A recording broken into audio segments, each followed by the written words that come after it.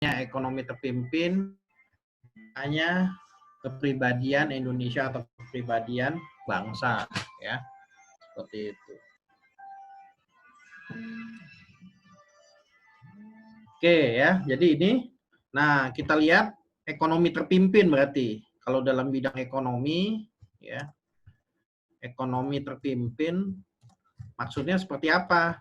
Ya, intinya ekonomi terpimpin seperti ekonomi sosialisme, gitu ya.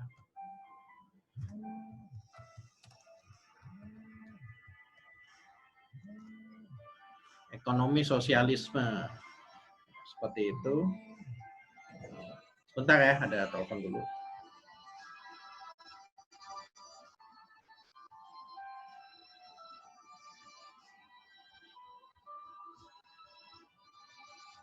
Bentar, maaf.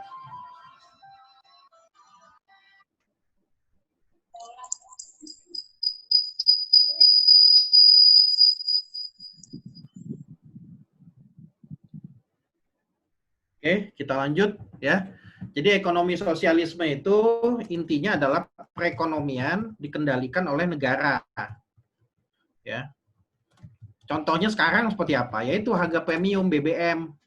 Nah, kalau premium itu harganya ditentukan oleh pemerintah. Tapi kalau Pertamax setiap saat bisa naik. Kalau harga minyak dunia naik, ya dia ikut naik. Kalau harga minyak dunia turun, ikut turun. Pertamax, Pertalite. Tapi kalau premium itu harganya ditentukan oleh pemerintah. Jadi harus persetujuan pemerintah. Jadi Pertamina nggak bisa setiap saat menaikkan atau menurunkan harga premium. Beda dengan Pertamax atau Pertalite. Jadi perekonomian dikendalikan oleh negara. Ya, saat itu Bung Karno juga terkenal dengan politik mercusuar. Ya. Gitu. Politik mercusuar itu apa? Politik mercusuar itu ya pernah lihat mercusuar ya. Mercusuar itu di pinggir pantai, bangunan tinggi, tapi atasnya cuma lampu menara, seperti menara masjid, tapi atasnya lampu. Kalau menara masjid, atasnya kan speaker atau toa. Tapi kalau mercusuar itu atasnya lampu. Gunanya kalau malam hari, dia memberikan panduan bagi kapal-kapal supaya nggak menabrak karang gitu ya. Itu mercusuar, memberi tanda. Nah, jadi politik mercusuar itu adalah itu mengutamakan kehebatan, ya, kehebatan atau di mata luar, di mata negara luar. Jadi seperti itu. Nanti bentuknya jadi membuat Asian Games, Indonesia membuat Asian Games ya tahun 1962. Waktu itu Indonesia juara 2, juara satunya Jepang, peringkat pertama Poland medali. Kemudian macam-macam ya dan lain-lain lah. Seperti itu. Nah, jadi politik mercusuar itu, jadi menghabiskan biaya negara politik mercusuar. Kemudian ada juga politik berdikari, ya. Politik berdikari ini berdiri di atas kaki sendiri. Jadi Indonesia tidak mau meminjam uang dari lembaga keuangan internasional. Jadi dia menolak bantuan ekonomi dari IMF ya, dan lembaga keuangan internasional lain. Seperti itu.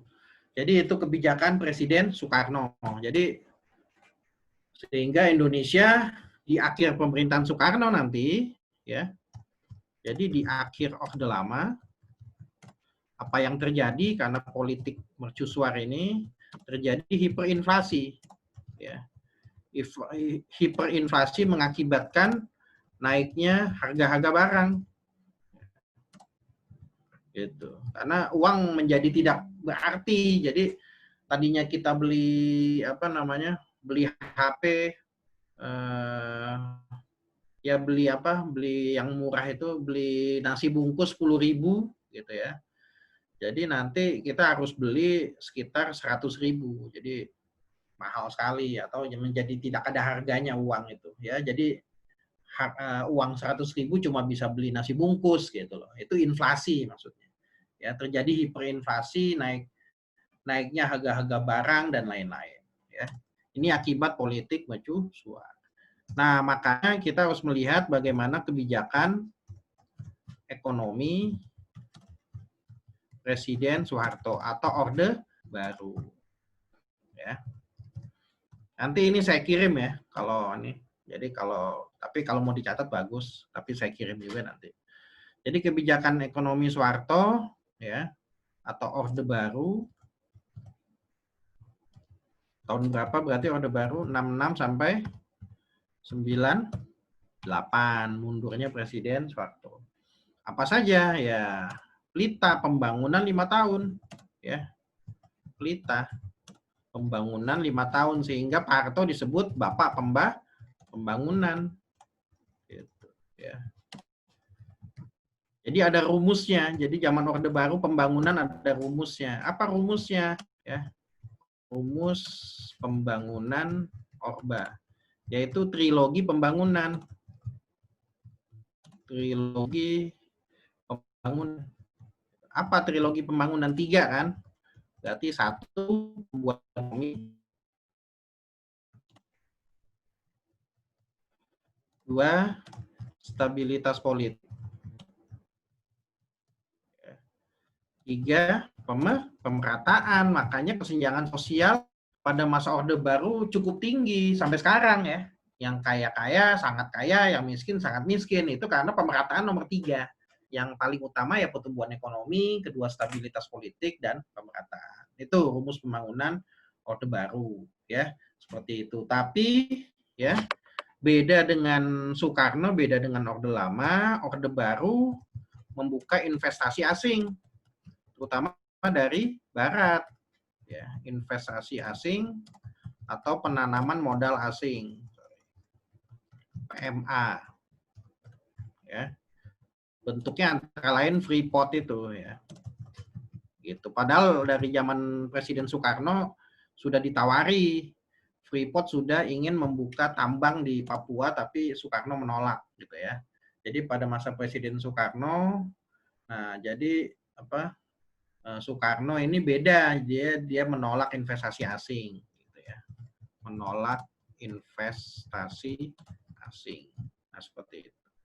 Jadi ini intinya dari investasi ini sehingga tercipta pertumbuhan ekonomi investasi asing ya, bukan hanya Amerika tapi juga Jepang ya dan negara-negara lain, sehingga muncul pertumbuhan ekonomi, ada lapangan kerja dan sebagainya, sehingga sebenarnya Orde Baru sempat mencapai puncak ekonomi tahun 90-an ya, di mana angka pertumbuhan ekonomi Indonesia cukup tinggi ya, hampir 10%. Nah, seperti itu. Cuma ya memang kesenjangannya juga tinggi. Nah, jadi kalau kita kaitkan dengan pertanyaannya ya, telah mengambil Presiden Soeharto telah mengambil beberapa kebijakan ekonomi yang sedikit banyak berlawanan dengan Presiden Soekarno. Antara lain yang mana? Gitu ya kan? Nah, kalau ini kan RRC ini kan memang diputuskan hubungan diplomatik. Jadi memang sejak Presiden Soeharto memerintah, Indonesia memutuskan hubungan diplomatik dengan RRC ya. Cuma apakah itu yang paling penting ya kan? Nah, yang paling penting sebenarnya adalah Indonesia membuka diri bagi masuknya investasi, masuknya pinjaman gitu ya. Nah, jadi seperti itu. Jadi pada masa Orde Baru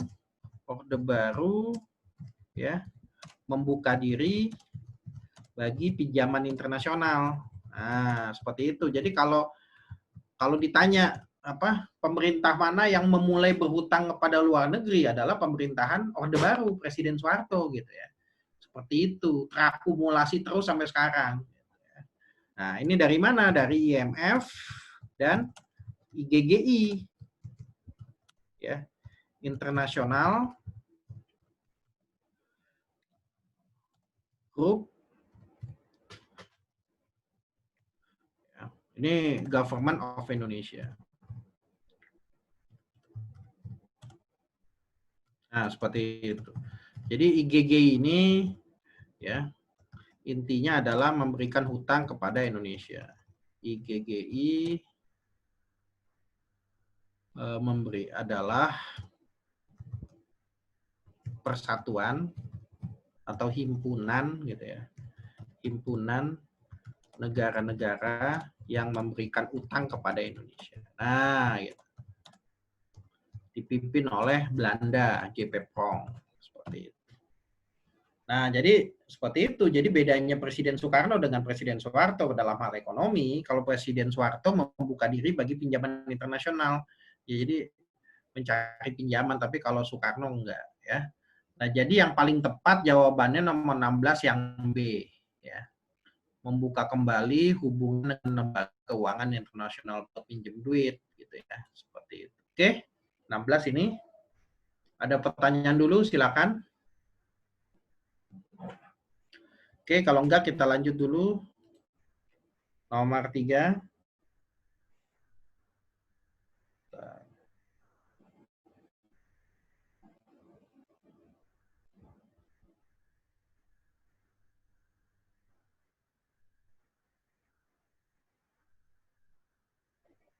Oke, faktor pendorong dibentuknya organisasi kepemudaan di Indonesia pada masa pergerakan nasional, ya kan? Sebenarnya bukan organisasi pemuda ansih gitu ya, bukan organisasi pemuda secara sempit, tapi organisasi yang lebih luas, organisasi pergerakan nasional. Jadi kita lihat faktor pendorong pergerakan nasional. Gerakan nasional adalah sebuah masa di mana bangsa Indonesia berjuang dengan politik dan organisasi, gitu ya. Karena sebelumnya bangsa Indonesia berjuang dengan senjata, dengan fisik. Pangeran Diponegoro, Imam Bonjol, ya kan? Seperti itu, ya. Aceh, Mataram, Sultan Agung, Sultan Ageng, dan sebagainya. Tapi sesudah 08, Indonesia tidak lagi berjuang dengan fisik, tidak lagi berjuang dengan senjata, tapi berjuang dengan organisasi, dengan politik ya. Jadi ini sampai 1942 ya. Nah, jadi itu bedanya ya. Sebelum dan sesudah 08. Sebelum 08 juga bangsa Indonesia sangat tergantung pada pemimpin. Tapi sesudah 08 tidak ya, tergantung pada tujuan dan ideologi perjuangan gitu ya. Seperti itu. Jadi dibagi dua, nanti ada faktor internal, ada faktor eksternal. Ya. Nah, faktor dari dalam, ada faktor dari luar. Faktor internal apa? Faktor internal itu adalah ya ini politik etis. Ya. Politik etis ada 3 ya, apa? Irigasi, imigrasi, dan edukasi. Di edukasi maksudnya apa? Edukasi itu ya pemerintah Belanda banyak membangun sekolah-sekolah, Stovia, ITB, THS, dan sebagainya gitu ya. Supaya apa? Supaya anak-anak Indonesia dari kalangan bangsawan bisa sekolah, ya, kemudian lulusnya bisa membantu Belanda jadi pegawai Belanda, jadi pegawai atau kerja di perkebunan swasta. Seperti itu. Nah, politik etis ini, terutama edukasi, golongan pelajar dari Indonesia, walaupun hanya anak-anak bangsawan yang bisa sekolah, anak-anak orang biasa nggak bisa. Ya, jadi Soekarno itu kan bapaknya Bupati Blitar, Bung Hatta itu bangsawan di Sumatera Barat keluarganya. Jadi mereka yang bisa sekolah, karena selain punya duit juga itu dibatasi oleh Belanda, gitu ya. Nah seperti itu. Jadi golongan terpelajar inilah kemudian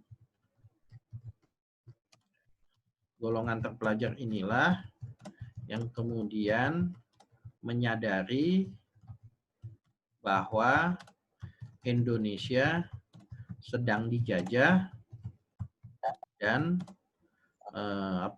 memikirkan cara yang efektif untuk memperjuangkan Indonesia merdeka.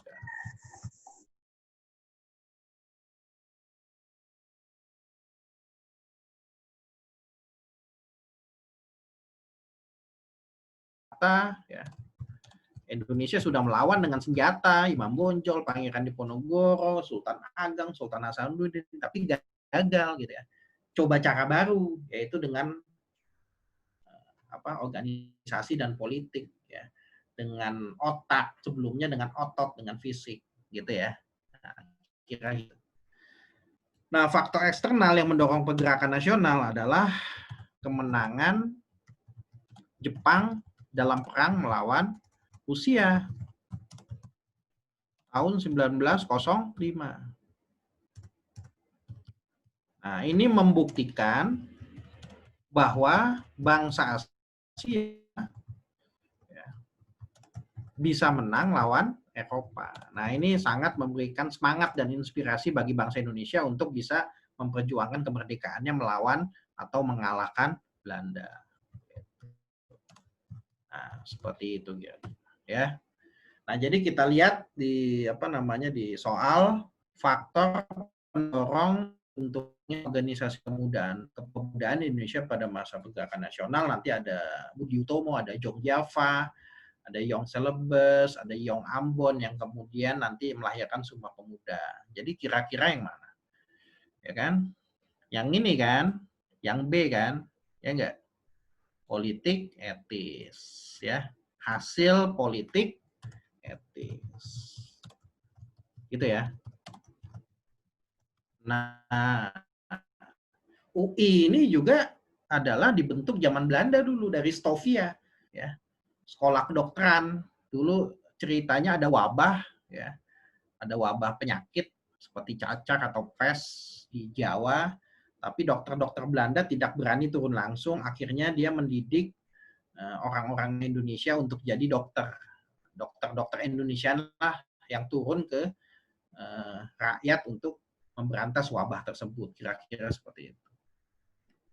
Stovia ini kemudian menjadi Fakultas Kedokteran UI ya, seperti itu. Yang di Bandung, Bung Karno kuliahnya di Bandung, Sekolah Tinggi Teknik Oxford itu kemudian jadi ITB. Oke, ada pertanyaan dulu, nomor 17. Silakan yang lain, ini masih baru 20 orang ya. Dikasih tahu di grup supaya masuk yang lain. Oke ya. Jadi itu ya. Jadi faktor pendorongnya ini. Jadi apa organisasinya ya itu ada Budi Utomo, ada Jong Java, ada Jong Ambon dan sebagainya. Kita lanjut dulu. Ada pertanyaan? Nggak ada? Udah dikerjakan kan ini? Oke. Silakan. Ada pertanyaan dulu? Kalau enggak kita lanjut. Ini ke masa revolusi ya.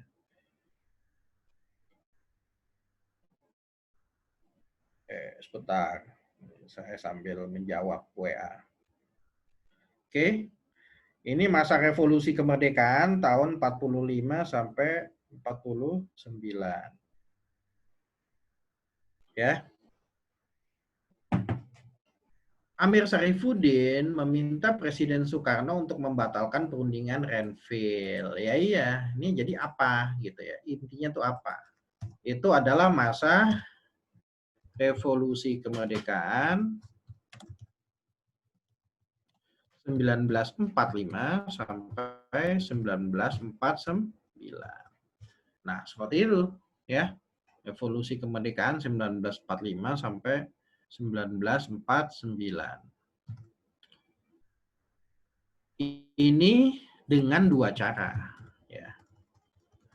Atau maksudnya gini, bangsa Indonesia berupaya mempertahankan proklamasi kemerdekaan karena proklamasi kemerdekaan kan nggak diakui oleh sekutu ya.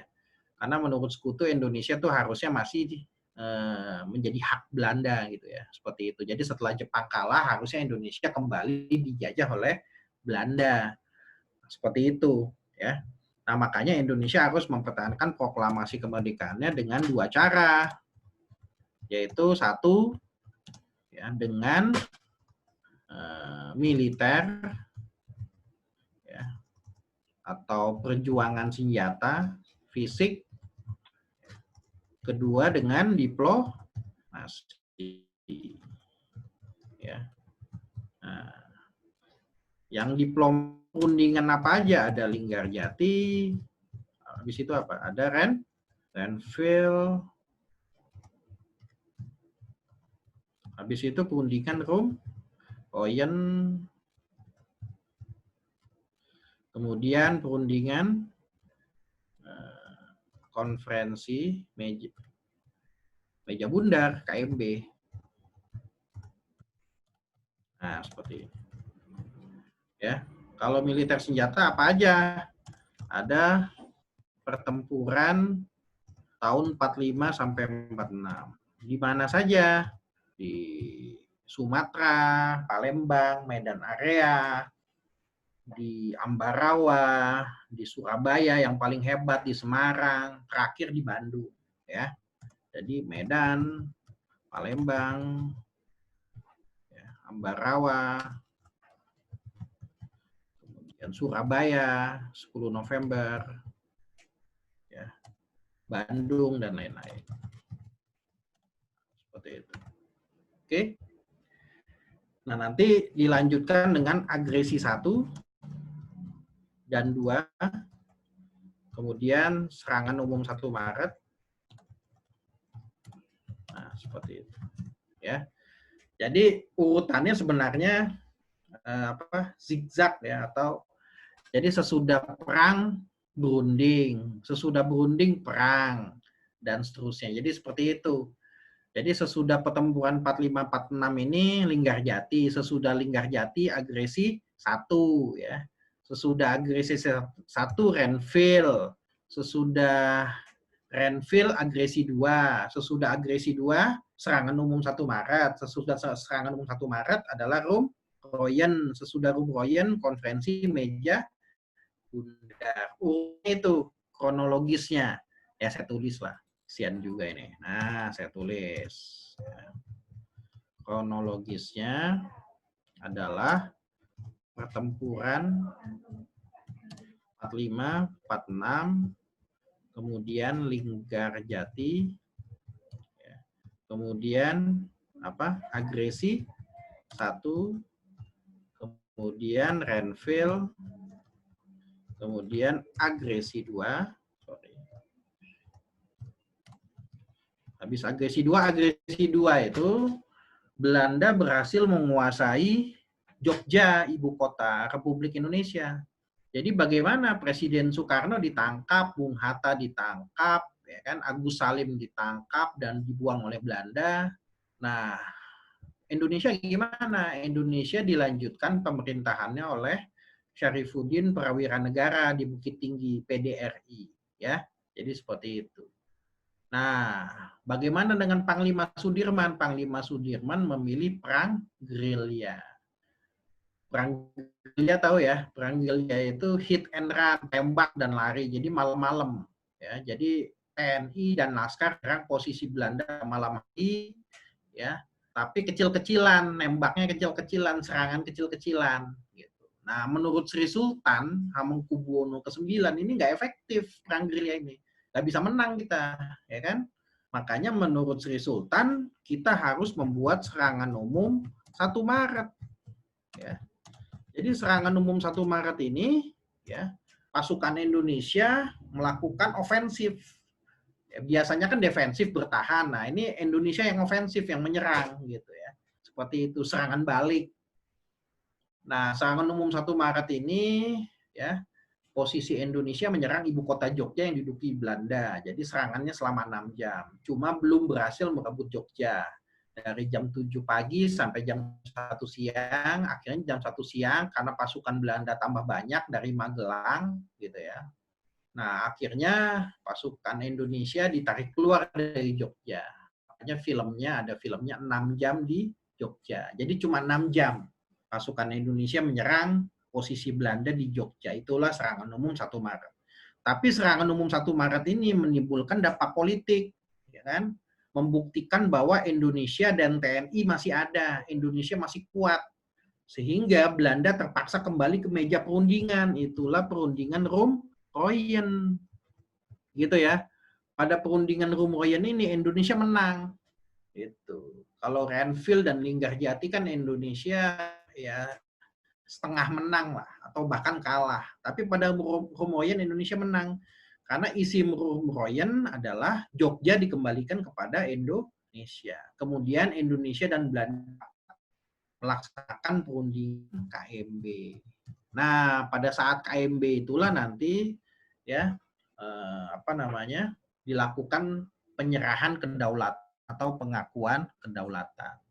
Nah, kita lihat Renville sendiri hasilnya apa? Gitu ya. Atau Linggarjati dulu ya. Hasil Linggarjati, Undingan Linggarjati adalah diakuinya apa?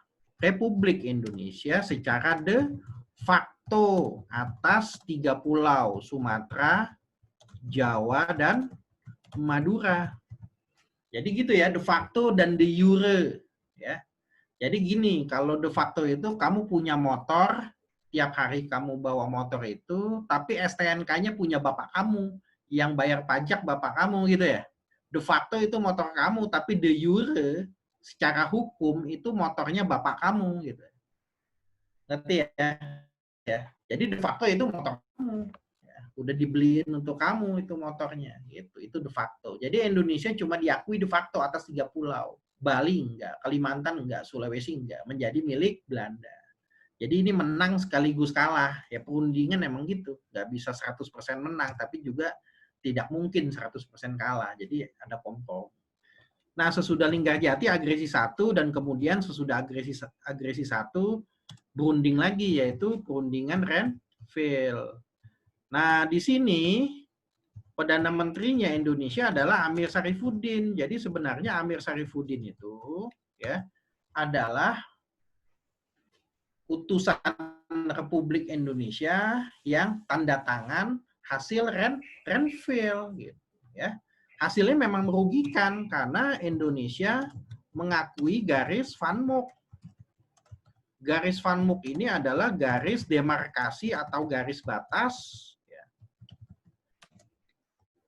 yang menghubungkan wilayah-wilayah yang dikuasai Belanda.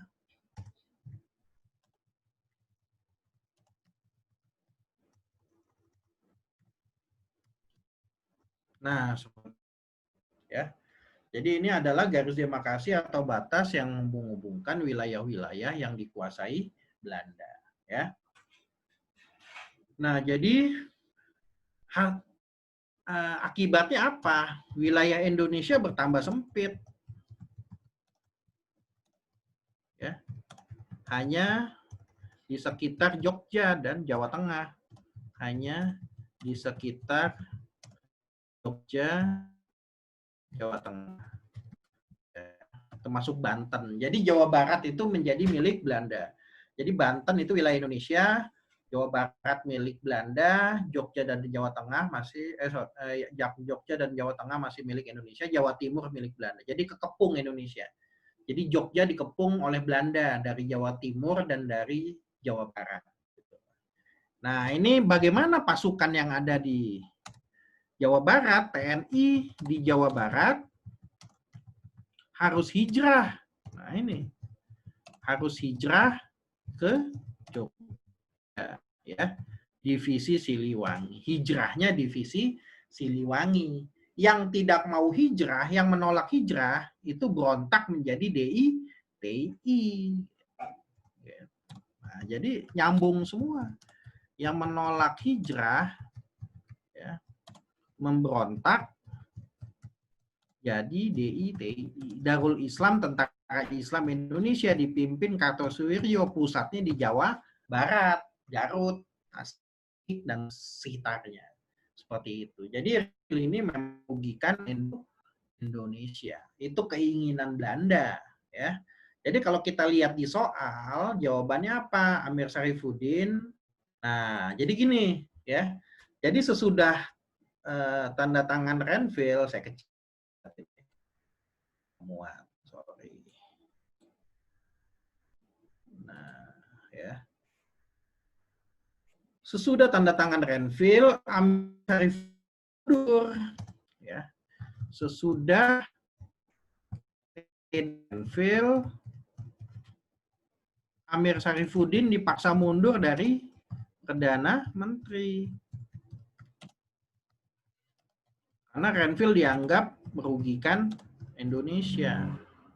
Nah, seperti itu. Akhirnya Amir Syarifuddin melakukan oposisi atau menentang Perdana Menteri Hatta. Ya. Jadi dia digantikan Hatta. Hatta karena rangkap wapres Perdana Menteri. Tugasnya berat, gajinya nggak ada. Gaji mana? Zaman perang ya, zaman sekarang enak. Seperti itu. Nah, jadi gitu ya. Dia menentang Perdana Menteri Hatta, membentuk FDR, Front Demokrasi Rakyat. Nah, FDR ini kemudian melakukan aksi-aksi demonstrasi, pemogokan dan sebagainya yang berujung nanti berontak, yang berujung pemberontakan PKI Madiun. Ya. Lakukan pemberontakan PKI di Madiun. Seperti itu, bersama musuh. PKI musuh. Ketua Umum PKI. Nah, seperti itu. Ya. Jadi Amir Syarifuddin akhirnya dikejar-kejar karena diberontak, dicari oleh TNI dan akhirnya tertangkap ya di sebuah wilayah di Jawa Tengah dan kemudian dihukum mati. Seperti itu ya. Jadi Amir Syarifuddin adalah Perdana Menteri Indonesia yang dihukum mati karena berontak terhadap pemerintah. Seperti itu, Republik Indonesia. Jadi sesama Indonesia ya, lagi perang melawan Belanda tapi sesama Indonesia ada konflik. Nah, jadi jawabannya ya kan, kenapa dia meminta presiden untuk membatalkan Renville? Karena menurutnya ya, perundingan tersebut menguntungkan Belanda ya, atau representasi keinginan Belanda. Jadi menguntungkan Belanda, merugikan Indonesia. Seperti itu. Oke, jawabannya C. Silakan ada pertanyaan dulu. Saya lihat dulu. Mohon maaf ya, ini jam-jam sibuk WA ini. Silakan ada pertanyaan. Silakan kalau ada pertanyaan dari peserta. 3 soal dulu. Ada pertanyaan Mas Midin, silakan. Terus ya. Oke. Pak, mau tanya soal ini perundingan Linggarjati. Kebetulan kan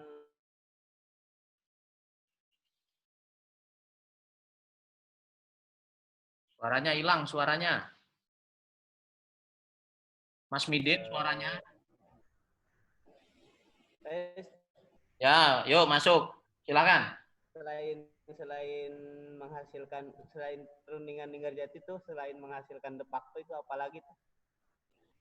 Ya banyak hal ya, tapi yang paling inti adalah itu diakuinya RI de facto atas Sumatera, kemudian hal lainnya nanti Indonesia dan Belanda akan membentuk RIS, Republik Indonesia Serikat, kemudian akan membentuk pasukan keamanan bersama atau gendarmeri dan lain-lain, banyak poin ya, ada belasan poin. Tapi intinya adalah diakuinya Republik Indonesia de facto atas Sumatera, Jawa dan Madura. Makanya perundingan Linggarjati itu tidak bisa dilaksanakan karena sulit. Poin-poinnya sangat banyak.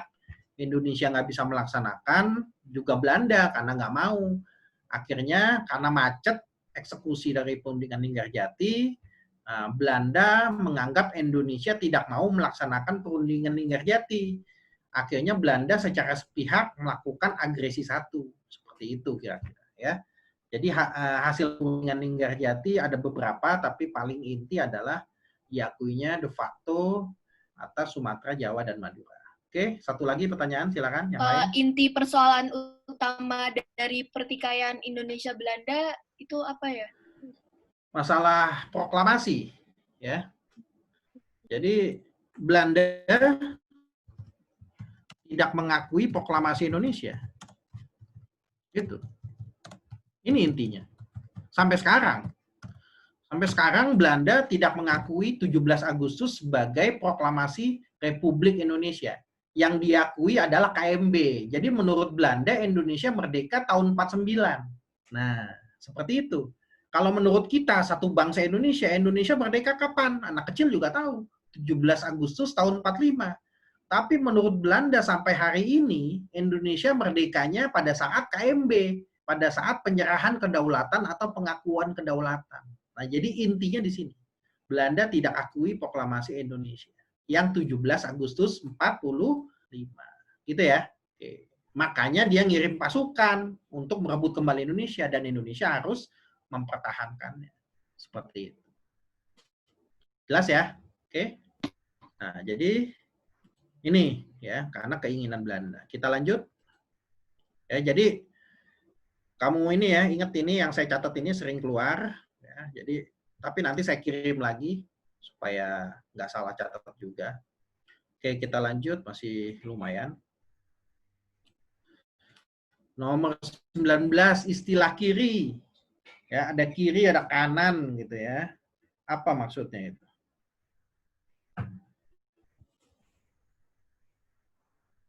Oke, ya. Mengandung arti apa? Jadi di Prancis, revolusi Prancis panjang ceritanya, ya, bisa sampai subuh. Nah, jadi revolusi Prancis intinya, ya, di parlemen Prancis,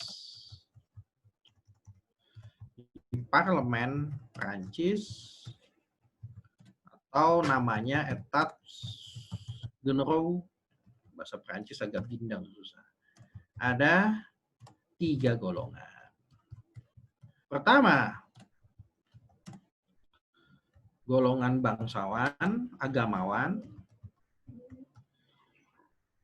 Kedua, bangsawan.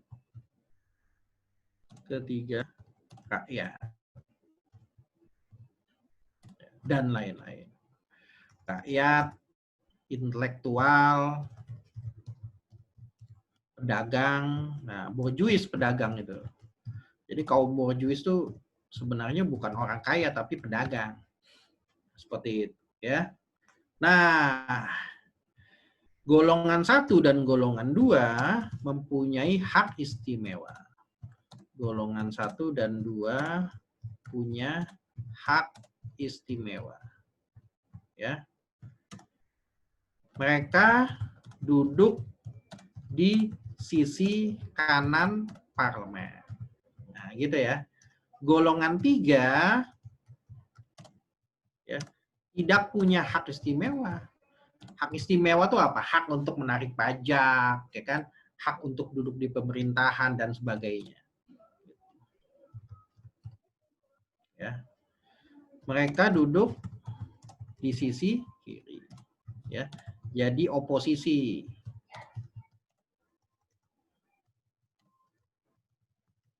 Oposisi, apa tadi oposisi pengertiannya? Menentang penguasa. Seperti itu. Jadi kalau sekarang siapa oposisinya? Ayo. Yang nggak berkuasa, yang nggak ikut dalam pemerintahannya Jokowi dan Ma'ruf Amin dan Kiai Ma'ruf Amin. Sekarang yang nggak ikut pemerintahannya Jokowi siapa? Gerindra ikut, menterinya ada Prabowo, ya nggak?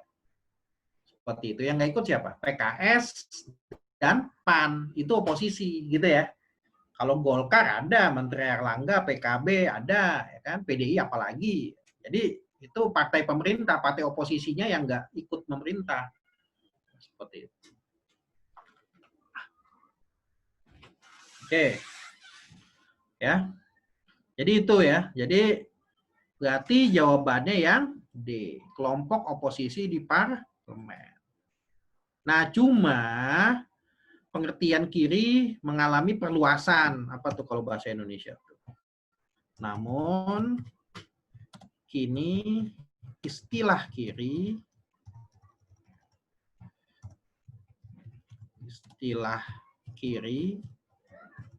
identik dengan kelompok atau golongan sosialis atau komunis, ya, seperti itu.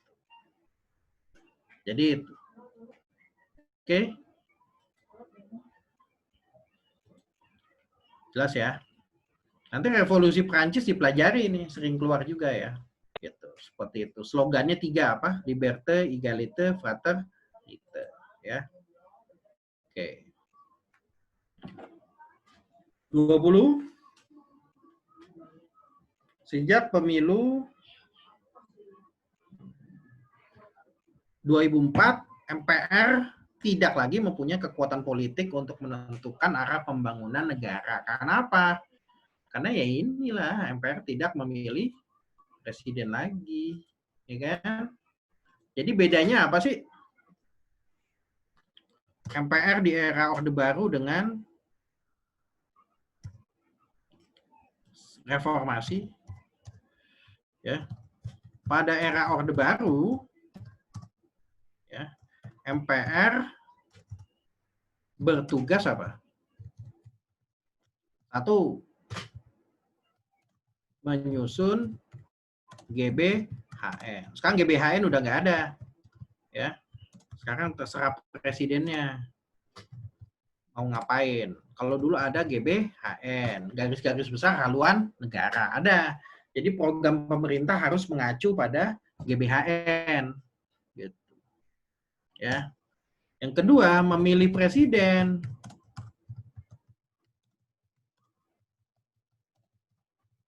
Nah, seperti itu.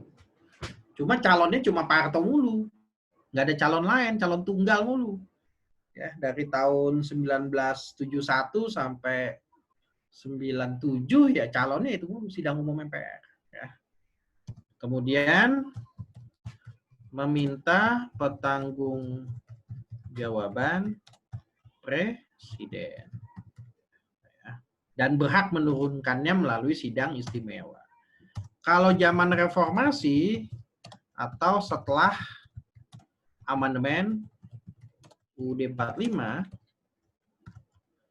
apa tugas MPR? Ya nggak ada. Cuma sosialisasi UUD 45. Beginian doang. Magabut. Kalau komposisinya gimana? Ya, kalau zaman Orde Baru MPR adalah DPR, terus utusan daerah, terus utusan golongan, ya, golongan agama, golongan suku, suku Baduy dulu ada, Ormas, ada NU, ada Muhammadiyah, gitu ya, seperti itu.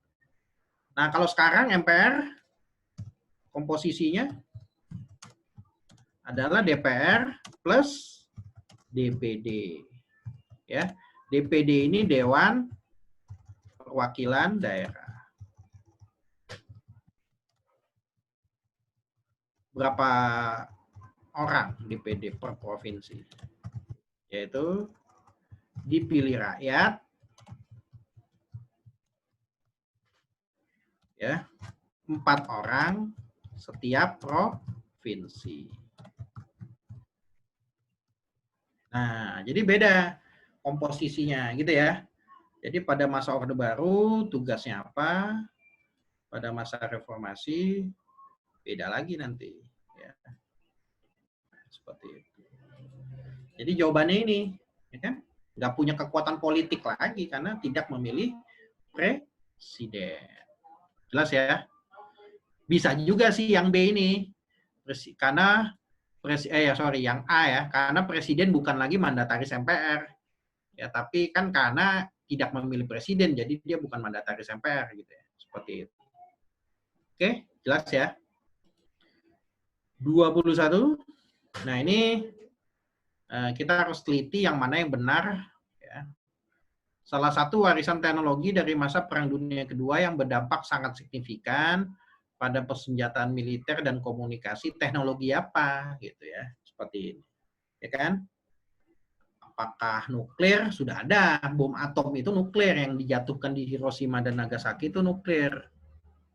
Ya, transistor, ya, radio, roket juga sudah ada, atau penerbangan. Teman kan ini kata